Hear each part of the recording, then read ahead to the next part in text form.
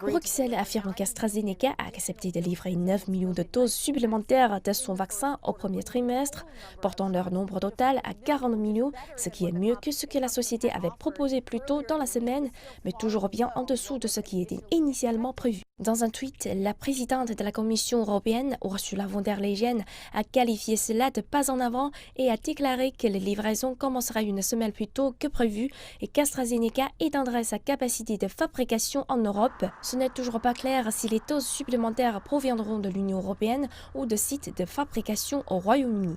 Mais cela survient après une semaine intense d'affrontements entre l'UE et AstraZeneca en raison de problèmes de livraison du vaccin. Plus tôt dans la journée, Madame von der Leyen a rencontré les PDG des entreprises fabriquant des vaccins, y compris AstraZeneca, et bien qu'ils n'aient pas discuté du déficit global actuel de l'offre, ils ont parlé de se préparer à de nouveaux variants et à la menace d'une future pandémie.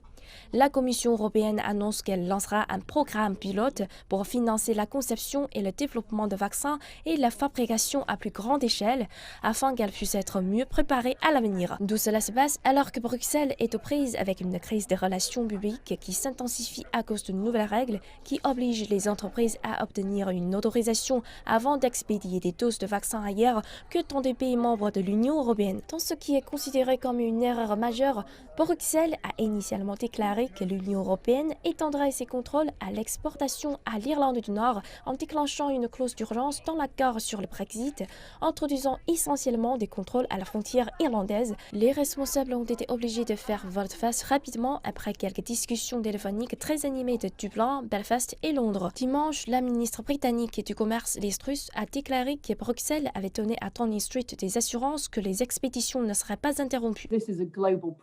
Il s'agit d'un problème mondial et nous avons besoin d'une solution mondiale. Et nous ne pourrons lutter contre cette maladie que si nous faisons vacciner tout le monde partout sur la planète. Il est donc vital que nous travaillions ensemble.